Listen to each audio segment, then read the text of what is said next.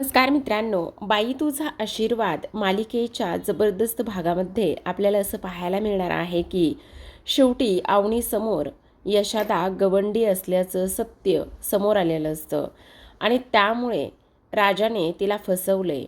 घरच्यांबद्दल खोट्या गोष्टी सांगितल्यात. तिला त्याच्या घरचे कोण आहेत, गवंडी आहे, गॅरेजवर आहे.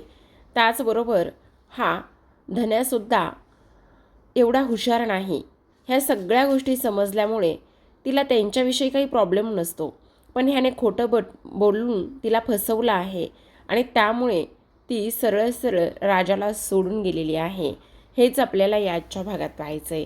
त्यामुळे व्हिडिओ हा शेवटपर्यंत नक्कीच पहा. तर आता प्रेक्षकांनो, इथे सुरुवातीला मालिकेमध्ये आपण पाहतोय जेव्हा यशोदा घरातून निघून जातो त्यावेळेला त्याच्या बॅगेमध्ये सर्टिफिकेट्स आणि तो फोटो ठेवलेला तो घेऊन जात असतो. पण राजाला माहिती नसतं की ती यशोदा ती पिशवी घेऊन गेलाय.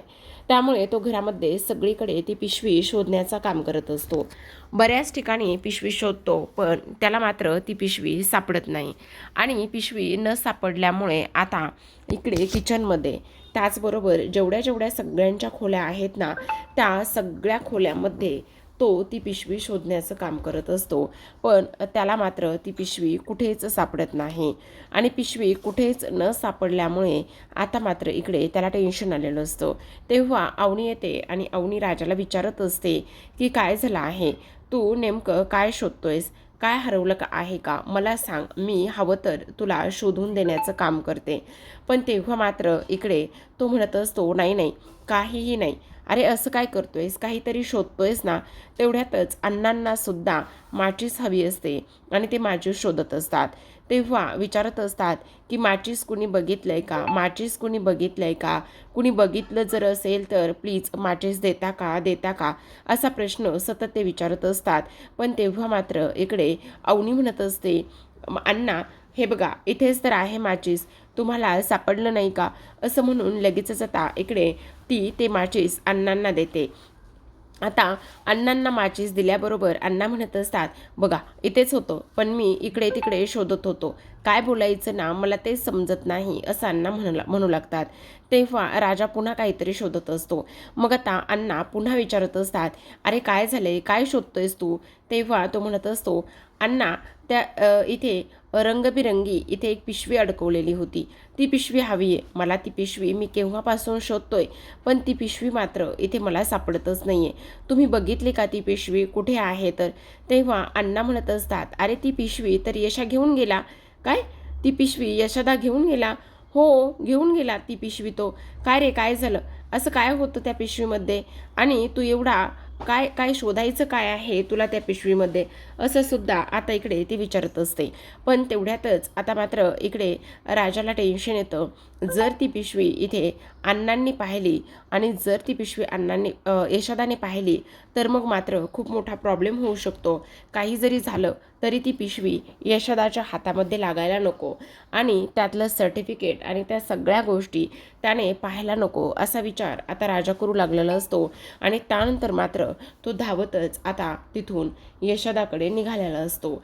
आता अण्णा त्याला सावरण्याचा प्रयत्न करतात, थांबवण्याचा प्रयत्न करत असतात, पण तोपर्यंत मात्र तो तिथून निघून गेलेला असतो. इकडे अण्णांनी बिडी आता पेटवलेली असते आणि बिडी फुकत बसलेले असतात. तेवढ्यातच अवनीला ठसका लागतो. अण्णा स्वारी स्वारी म्हणून बिडी घेऊन बाहेर निघून जातात. अवनी म्हणत असते, खरं पाहायला गेलं ना तर ह्या घरातली सगळी माणसं चांगली आहेत, पण ह्यांच्या ह्या सवयी नाही नाही, मला माझं काहीतरी बघितलं पाहिजे, मला इथे ह्या घरामध्ये राहून नाही चालणार आहे, काहीतरी करून मला इथून कुठेतरी निघून गेलं पाहिजे, असं सुद्धा आता इकडे ती विचार करत असते.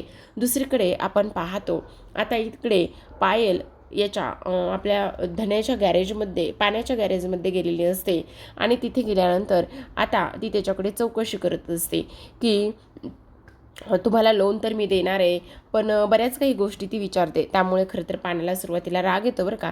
ती त्याला बाजूला बसायला सांगत असते आणि त्यानंतर ती म्हणत असते, आता तुमचं पूर्ण नाव सांगा. तेव्हा तो त्याचं पूर्ण नाव सांगत असतो. तुमचं वय सांगा. तेव्हा तो म्हणत असतो, माझं वय 26 वर्ष. त्यानंतर तुमचं शिक्षण, तेव्हा तो म्हणत असतो शिक्षण 10वी म्हणजे मी 10वी नाही 9वीच म्हणजे मी 10वीला गेलो, पण मी 10वीला मात्र फेल झालो, असं सुद्धा आता इकडे तो बोलत असतो.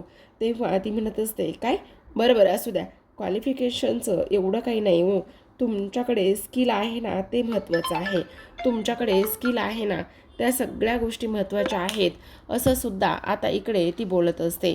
आणि हे सगळं काही बोलल्यानंतर आता इकडे खरं पाहायला गेलं ना तर इकडे ह्या सगळ्या गोष्टीमुळे ना तुम्हाला लोन नक्कीच मिळेल.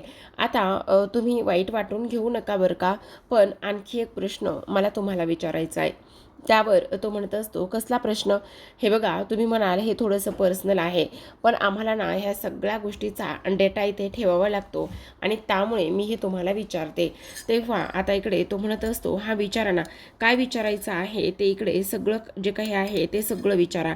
तेव्हा पायल म्हणत असते म्हणजे कसं आहे ना, आमच्याकडून लोक ना इथे बिझनेससाठी वगैरे कशासाठीही लोन घेतात, पण तुम्हाला सांगू का ती लोक ना तसं काही मुळात करतच नाही येतं. उलट ते काय करतात माहिती आहे का, की लोन घेतात आणि त्यानंतर एखाद्या पोरीसोबत जाऊन तिच्यावर पैसे उडवतात आणि त्यानंतर मात्र नाही त्या गोष्टी करून इथे लग्न करतात आणि लग्न करून मग हे लोन फेडवण्यासाठी त्यांना त्रास होतो आणि म्हणून खरं तर आम्ही लोन देत नाही बरं का. म्हणून आता हा प्रश्न तुमच्यासाठी आहे. तेव्हा तो म्हणत असतो नाही नाही असं काही होणार नाही, मला इथे गॅरेज टाकायचं आहे ना आणि गॅरेज टाकायचं आहे, त्यामुळेच मी हे लोन तुम्हाला मागत आहे, असं सुद्धा आता इकडे तो बोलू लागतो. त्यावर आता इकडे पायल म्हणत असते मग मला सांगा तुमचं बाहेर काही लफडं वगैरे तर नाही आहे ना, मग आता म्हणजे तुमचं एखाद्या मुलीवर प्रेम वगैरे तर नाही ना, तुमचं लग्न वगैरे तर झालं नाही ना. तेव्हा तो म्हणत असतो नाही नाही हो, अजिबात असं काहीच नाही आहे, तुम्हाला असं का वाटते, वेड्या आहात का, हे बघा असं काहीच नाही आहे, खरं खरं सांगायला आहेत ना. अहो खरं सांगायलोय, तुमच्या आईची शपथ घ्या बरं. अहो काय हे, मला आई नाही आहे आणि तुम्ही मला माझ्या आईची शपथ घ्यायला लावताय. त्यावेळेला ती म्हणत असते मग कोणाची घेताय, अहो खरं सांगू का मी माझ्या दोन्ही भावंडाची म्हणजे राजाची आणि यशोदाची दोघांची सुद्धा शपथ घेतो, असं काहीही नाही आहे. आणि त्याचबरोबर ती म्हणत असते भविष्यात लग्न करण्याचा विचार, नाही नाही मला लग्न वगैरे असं काहीच करायचं नाही आहे, पण तरीसुद्धा खरं खरं सांगा, खोटं मात्र चालणार नाही आहे. नाही नाही अहो म्हणजे आता मला सांगा, माझा आणखी यशोदास लग्नाचा राहिला आहे, आता राजाने लग्न केलं आहे, पण मग त्याचं लग्न झाल्याशिवाय मी लग्न कसं करणार, पण नक्की तुमचं बाहेर काही सुरू नाही आहे ना. नाही हो, आपण तसल्या त्या प्रेमाच्या भानगडीत अजिबातच पडत नाहीत. तेवढ्यातच चहावाला भैया आलेला असतो. जेव्हा चहावाला भैया येतो तेव्हा मात्र पायल म्हणत असते काय हे तुमचं, केव्हापासून मी तुमच्या चहाची वाट पाहते. मग आता पाण्या म्हणत असतो काय झालं, तुम्ही दोघेजण एकमेकांना ओळखताय का. तेव्हा मात्र आता इथे ह्या पायलला काय बोलावं आणि काय नाही ते समजतच नाही. असो, पायलचे प्रेम मिळवण्यासाठीचे रोजचे काहीतरी नवीन असे नखरे सुरूच असतात. दुसरीकडे आपण पाहतो आता हा आपला यशोदा त्याच्या कामावर साईटवर गेलेला असतो. साईटवर गेल्यानंतर तिथे माणसं म्हणत असतात काय बाबा यशोदा हल्ली चांगले कपडे घालून येतोय बाबा, मजा आहे बाबा यशोदाची. तेवढ्यातच तो पिशवीमधला शर्ट काढतो आणि घालतो आणि त्यानंतर खाली पिशवीमध्ये त्याला फोटो आणि सर्टिफिकेट दिसतं. इकडे राजाची मात्र खूप जास्त फजिती उडालेली असते. राजा इकडे आता धावतच निघालेला असतो की ते सर्टिफिकेट्स आणि फोटो हे यशोदाच्या हाती लागू नये म्हणून. आता इकडे तर यशोदाने ते सगळं काही पाहिलेलं असतं आणि त्याच्यासमोर सत्य आलेलं असतं की राजाने हे खोटं लग्न नाही तर खरं लग्न केलंय आणि मॅरेज सर्टिफिकेट सुद्धा आहे, म्हणजे ह्यांचं कायदेशीररित्या लग्न झालं आहे. आणि त्याचबरोबर कायदेशीररित्या लग्न झाल्यामुळे आता मात्र अवनीसोबत हा खोटं बोलत आहे, खोटं वागत आहे. आता हे सगळे फोटो वगैरे हे सगळं काही पाहिल्यानंतर त्याची नजर येणाऱ्या राजाकडे जाते, कारण तोपर्यंत राजासुद्धा आलेला असतो. आणि जेव्हा राजा येतो त्यावेळेला आता यशोदा म्हणत असतो हे सगळं काही काय आहे, तुझी हे सगळं काही करण्याची हिंमत कशी झाली, त्याचबरोबर हे लग्न खरं आहे आणि तू खोटं बोलत आहेस. तेव्हा मात्र राजा म्हणत असतो हो, हे लग्न खरं आहे. काय, हे लग्न खरं आहे आणि तू अजूनही त्यांना फसवण्याचं काम करत आहेस, तुझी हिंमत कशी झाली हे सगळं काही करण्याची. तेव्हा मात्र तो म्हणत असतो दादा माझं एकदा ऐकून तरी घे. काय ऐकून घेऊ, असं म्हटल्याबरोबर आता यशोदा त्याचं काहीच ऐकून घेत नाही आणि काहीच ऐकून न घेतल्यामुळे आता मात्र इकडे तो त्याला चांगलाच मारत असतो, एवढा मारत असतो की काही विचारूच नका. तेव्हा तो म्हणत असतो, यशोदा यशोदा प्लीज जरा ऐकून तरी घे ना मी काय म्हणतोय तर. तेव्हा पुन्हा एकदा यशोदा म्हणत असतो, तुला अजूनही तेच वाटतंय की ऐकून घे असं म्हणतोयस? अरे तुझ्या लक्षात येतंय का तू किती मोठी चूक केलेली आहेस? त्यांच्या वडिलांपेक्षाही मोठा गुन्हा तू केलेला आहेस. अरे त्यांचं लग्न लावण्याचा अधिकार त्या विवांसोबतचा त्यांनी त्यांच्या वडिलांना सुद्धा दिला नाही आणि तू तर त्यांच्यासोबत अशा पद्धतीने लग्न केलं आहेस. का असं वागलेलं आहेस? का असं केलेलं आहेस? ह्या सगळ्या गोष्टी तुला इथे करण्याची काहीही गरज नव्हती आणि तू हे सगळं करून बसला आहेस. बोल का असं वागलेलं आहेस? असं सुद्धा आता इकडे तो बोलत असतो. तेव्हा मात्र इकडे आता ह्या राजाला काय उत्तर द्यावं काय बोलावं हे अजिबात समजत नसतं. यशोदाचा एकच प्रश्न असतो की तू त्यांना फसवलंयस आणि फसवून ह्या सगळ्या गोष्टी तू केलेल्या आहेस, त्यामुळे त्या तुला कधीच माफ करणार नाहीत असं सुद्धा तो इकडे बोलत असतो. आणि त्यावर एक गोष्ट तुझ्या लक्षात येते का? त्यांच्यासोबत फक्त तू फसवणूक नाही केलीस तर गुन्हा केलायस, गुन्हा. अरे आपल्या घराला बाईचा आशीर्वाद नाही तर तू शाप घेऊन आलेला आहेस राजा. तेव्हा मात्र राजा म्हणत असतो, हे बघ दादा, मला तू चुकीचा समजू नकोस. मी जे काही केलंय ना ते थोडंसं विचार करून केलंय. तेव्हा यशोदा म्हणत असतो, अजूनही तू तेच बोलतोयस? अजूनही तुला तेच वाटतंय की तू जे काही केलंयस ते चुकीचं नाही तर बरोबर केलेलं आहेस? तेव्हा मात्र राजा सगळा घडलेला प्रसंग सांगतो. तो म्हणत असतो, हे बघ, एकतर त्यांचे वडील त्यांचं लग्न त्या विवांबरोबर लावून होत होते आणि त्यांचे वडील त्यांचं लग्न त्या विवांबरोबर लावून देत असताना मात्र त्यांना मला फक्त त्या सगळ्या गोष्टीतून बाहेर काढायचं होतं. एवढंच नाही तर मला एक गोष्ट सांग, त्यांच्या वडिलांनी इथे तुम्हा सर्वांना मी जर लग्न केलं नाही तर जीवे मारण्याची त्यांनी धमकी दिली होती आणि पोलिसांना असं सांगितलं होतं की जर हे पकडले गेले तर मग काही खरं नाही. आणि पोलिसांनी असं सांगितलं की जर ह्या पोरीबरोबर आत्ता तू लग्न केलं नाहीस तर आम्ही तुझ्या घरच्यांना जिवंत सोडणार नाही असं सांगण्यात आलेलं होतं. मग मी त्यावेळेला काय करायला हवं होतं दादा? सांग ना, बोल. हे बघ, मी फक्त आणि फक्त इथे त्यांचा आणि तुम्हा सर्वांचा जीव वाचण्यासाठी हे मी लग्न केलं आहे. पण तेव्हा मात्र यशोदा म्हणत असतो, अरे तेव्हा हे सगळं काही केलंस पण नंतर तरी तू ह्या सगळ्या गोष्टी सर्वांना सांगायला हव्या होत्यास ना? का तू ह्या सगळ्या गोष्टी सगळ्यांपासून लपून ठेवल्या आहेस? का तू असं वागलायस? का हे सगळं काही केलेलं आहेस? तू डोक्यावर पडलायस का? असं वागायला नको होतंस का? हे सगळं काही केलंय असं सुद्धा आता इकडे तो बोलत असतो. तेव्हा मात्र तू नंतर तरी ह्या सगळ्या गोष्टी अवनीला सांगायला पाहिजे होत्या. नंतर त्यांच्यापासून तू हे सगळं का लपवून ठेवलंयस? तू असं इथे करायला नको होतंस. तेव्हा मात्र आता राजा इमोशनल झालेला असतो आणि तो म्हणत असतो, हे बघ दादा, नंतर मी त्यांना सांगण्याचा बोलण्याचा प्रयत्न करणार होतो, पण एक गोष्ट सांगू का? मला ना ह्या सगळ्या गोष्टी करत असताना फार भीती वाटली. म्हणजे मला असं वाटलं की त्या मला जर सोडून गेल्या तर, जर त्या खरंच मला सोडून गेल्या तर काय होईल माझं? अरे मी हळूहळू त्यांच्यावर प्रेम करू लागलोय, त्यांच्यावर माझा जीव जडलाय आणि आपल्या घराला एवढा बाईचा आशीर्वाद मिळालाय, त्यामुळे मला त्यांना हे सगळं सांगावंसं नाही वाटलं आणि त्यामुळे मी ह्या सगळ्या गोष्टी त्यांच्यापासून लपून ठेवल्या. बस एवढंच एक कारण आहे. तेव्हा मात्र यशोदा म्हणत असतो, खूप चुकीचं केलंयस राजा तू. तुझ्या लक्षात येत नाही की तू किती आणि कशा पद्धतीने हे चुकीचं केलेलं आहेस. अरे डोक्यावर पडलायस का तू? तुला समजतंय का तू काय करून बसलायस ते? अरे त्यांना तर फसवलंयस तू. पण त्याहीपेक्षा सगळ्यात महत्त्वाची गोष्ट म्हणजे आपल्या घराण्याला आशीर्वाद नाही तर तू शाप घेऊन आलेला आहेस. त्या कधी सोडून जातील आणि सोडून गेल्यानंतर कधी एकदा त्या शाप देतील हे तुला सुद्धा कळणार नाही. लक्षात येतंय का तुझ्या? आता तू हे कसं आणि कुठे लपून ठेवणार आहेस, कसं आणि काय करणार आहेस, ह्या गोष्टी तुलासुद्धा समजत नाहीत का? असं सुद्धा आता इकडे तू बोलत असतो. आता हे सगळं काही बोलल्यानंतर आपण पाहतो की इथे आता लगेचच दुसऱ्या बाजूला यशोदा तो फोटो आणि ते सर्टिफिकेट राजाच्या हातामध्ये देतो आणि म्हणत असतो, आता हे कसं आणि कुठे लपवतोयस? आणि कशा पद्धतीने त्यांच्यासमोर आणतोयस हे मलासुद्धा पाहायचंच आहे, असं सुद्धा तो बोलत असतो. पण राजा, एक खोटं लपवण्यासाठी 1000 खोटे बोलावे लागतात आणि त्यानंतर मात्र त्या नात्यातला तुझ्यावरचा विश्वास उडून जाईल. अरे, तुझ्यावरचाच नाही तर त्यांचा प्रत्येक पुरुषावरचा विश्वास उडून जाईल राजा, अशा तुझ्या वागण्यामुळे, असं सुद्धा आता इकडे यशोदा बोलत असतो. आणि राजाला मात्र तिथून जायला सांगत असतो. जर हे सत्य त्यांच्यासमोर आलं तर. आता मात्र राजाला टेन्शन येऊ लागलेलं असतं. हे सगळं यशोदाला तर समजलंय. यशोदाने तर ह्या सगळ्या गोष्टी अशा पद्धतीने माझ्यासमोर मांडलेल्या आहेत, पण मग मी आता काय करू काय नाही हे सगळं अजिबात मला समजत नाही, असं सुद्धा आता इकडे तो बोलू लागलेला असतो. आता राजा ते सर्टिफिकेट आणि ते सगळं घेऊन रस्त्याने चालत असतो आणि चालत असताना अशी छातीशीच ते सगळं काही धरलेलं असतं.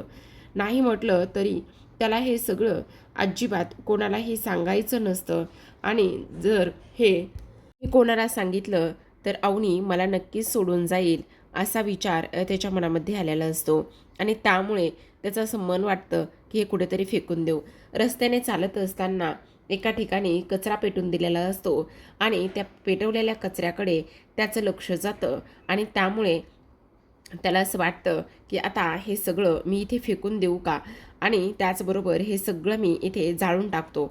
जर मी ह्या सगळ्या गोष्टी इथे जाळून टाकल्या तर मग कोणाला समजणार नाही आणि त्याचबरोबर हे मॅरेजचं जे काही सर्टिफिकेट आहे, त्याचबरोबर हे फोटो आहे लग्नाचा, त्या गोष्टीसुद्धा कोणासमोर येणार नाहीत, असा विचार राजाच्या मनामध्ये आलेला असतो. आणि त्यानंतर हे मी इथेच जाळून टाकतो, असं सुद्धा इकडे आता तो बोलत असतो. आणि तेव्हा लगेचच आता त्या पेटत्या आगीकडे राजा जातो आणि पेटत्या आगीकडे गेल्यानंतर त्या पिशवीतून ते दोन्ही वस्तू बाहेर काढतो. जेव्हा त्या पिशवीतून तो दोन्ही वस्तू बाहेर काढतो तेव्हा मात्र इकडे त्या आगीमध्ये टाकून देण्याचं, पेटवून देण्याचं तो काम करू लागतो. पण हात मात्र त्या आगीपर्यंत टाकण्यासाठी जात नाहीत आणि हात मात्र त्या आगीपर्यंत टाकण्यासाठी न गेल्यामुळे आता इकडे राजा पुन्हा त्या फोटोकडे पाहतो आणि पुन्हा त्या फोटोकडे पाहिल्यानंतर त्याला मात्र इथे आता खूप मोठा धक्का बसतो की नाही, हे सगळं अशा पद्धतीने करायला नको. जर हे असं झालं तर खूप वाईट होईल. आणि त्यानंतर मात्र ते फोटो फेकणाऱ्या आगीतले जवळ घेतो आणि त्यानंतर स्वतःच्या छातीशी पकडत असतो आणि म्हणत असतो, नाही, हे फोटो आत्ता मी जर इथे जाळले तर माझं प्रेम जाळल्यासारखं होईल, असं म्हणून आता लगेचच ते फोटो घेऊन राजा घराकडे निघालेला असतो. आता यशोदाच्या ह्या सगळ्या गोष्टींचा तो तर विचार करूच लागलेला असतो, पण त्याहूनही सगळ्यात महत्त्वाची गोष्ट म्हणजे की आता हे सगळं ह्या पद्धतीने होता कामा नये, असा सुद्धा विचार त्याच्या मनामध्ये आलेला असतो. आणि त्यानंतर मात्र इथे आता अवनीच्या गळ्यामध्ये घातलेलं मंगळसूत्र, तिच्यासोबत केलेलं लग्न, त्याचबरोबर पोलिसांनी दिलेला आशीर्वाद, ह्या एक नाही तर सगळ्या गोष्टी आता आठवू लागलेल्या असतात. इकडे दुसऱ्या बाजूला मात्र महेश रागातच असतो. जेव्हा महेश आता ताबडतोब इकडे ह्या दत्तूला कॉल करत असतो, कारण त्याला आता इकडे त्याच्या वडिलांचं म्हणजे चंद्रकांतचं दुःख आणि ह्या सगळ्या गोष्टी पाहवत नाहीत आणि त्यामुळे तो ताबडतोब आता दत्तूला कॉल करत असतो. दत्तू लगेच फोन उचलतो आणि म्हणत असतो, बोला बोला ज्युनियर देशमाने बोला. तेव्हा महेशला अजून राग येतो आणि तो म्हणत असतो, माझं नाव इथे ज्युनियर देशमाने नाही तर माझं नाव महेश देशमाने आहे, समजलं? हो तेच ते, बोला काय म्हणताय तुम्ही? तेव्हा तो म्हणत असतो, आत्ता मला ना एक गोष्ट सांगा, माझी बहीण घरला कधी येणार आहे, कधी तुम्ही इकडे तयारी करताय? तेव्हा तो म्हणत असतो, काळजी कशाला करताय, अहो येईल ना, तुमची बहीणसुद्धा तुमच्याकडे नक्कीच येईल आणि काही झालं ना तरी हे सगळं तुम्ही पाहिजे आणि म्हणाल त्याच पद्धतीने सगळं होणार आहे, असं सुद्धा आता इकडे तो बोलत असतो. आणि तेव्हा महेश म्हणत असतो, मला एक गोष्ट सांगा तुम्ही, सगळ्यात महत्त्वाची म्हणजे की तुमच्या घराचं म्हणजे नेमकं काय, म्हणजे त्या घरावर केस सुरू आहे म्हणे आणि ते घर इकडे तुमचं आहे असं काहीतरी मी ऐकलं आहे, ह्या सगळ्या गोष्टी नेमक्या काय आहेत जरा मला सांगणार आहात का? तेव्हा ते म्हणत असतात, हो साहेब, त्या घरावर केस सुरू आहे अहो त्या घरामध्ये आमचा सुद्धा वाटा आहे आणि तुम्हाला सांगू का, आमचा सुद्धा वाटा असल्या कारणाने आम्हाला सुद्धा ते घर हवं आहे असं सुद्धा आता इकडे तो बोलत असतो. आता हे सगळं काही बोलल्यानंतर इथे मात्र महेश म्हणत असतो, एक काम करा, त्या घराचे पेपर मला आणून द्या, काय होतंय का ते मी बघतो. असं म्हटल्याबरोबर दत्तूला हसायला येतं आणि दत्तू आता म्हणत असतो, धोंड्याचं घरसुद्धा जाणार आणि त्यानंतर धोंड्याची सूनसुद्धा हे घर सोडून निघून जाणार असं सुद्धा आता इथे तो बोलत असतो. दुसरीकडे आपण पाहतो अवनी ही आता इथे फॉर्म भरण्यासाठी तयार असते आणि तेव्हा इथे हा झोपला धने आहे तो म्हणत असतो, वहिनी तुम्ही आता सगळं काही भरून घ्या बरं. तुम्ही एकदा का सगळं काही भरलं आणि सगळ्या काही गोष्टी केल्या ना तर सगळं काही व्यवस्थित होणार आहे असं इकडे तो बोलत असतो. तेव्हा लगेच आता अवनी म्हणत असते, अरे मी हे भरेल रे सगळं काही, पण मला एक गोष्ट सांग, जर ह्यामध्ये मी सगळं काही फिल केलं आणि त्यानंतर त्यांनी मला काही डॉक्युमेंट्स वगैरे मागवले तर मग मी काय करायचं. तेव्हा तो म्हणत असतो, वहिनी कशाला काळजी करताय डॉक्युमेंट्स वगैरे मागण्याची आणि त्या सगळ्या गोष्टी करण्याची.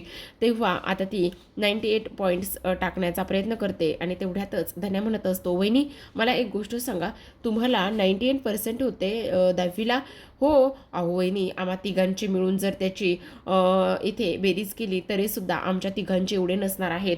तुम्ही तर फारच हुशार होता की. मग तेवढ्यातच मित्रांचा फोन आलेला असतो आणि हा म्हणत असतो, अरे असं काय करतोयस, आज तर इथे जो फर्स्ट क्लासमध्ये आला आहे त्याच्यासाठी कॉमन डेची सुट्टी होती ना. मग आता लगेचच अवनीही ऐकते आणि तो म्हणत असतो, थांब मी आलोच असं म्हणून अवनीला म्हणत असतो, वहिनी तुम्ही हा फॉर्म भरा मी आलोच असं म्हणून तो बाहेर निघून जातो. अवनी मात्र फॉर्म भरण्याच्याच गडबडीमध्ये असते. तेवढ्यातच राजा तिथे आलेला असतो. राजा आता इकडे ती पिशवी लपून ठेवणार असतो. काही जरी झालं तरी अवनीसमोर ती पिशवी त्याला आणायची नसते आणि त्यामुळे त्याची ही सगळी काही तयारी इथे सुरू असते.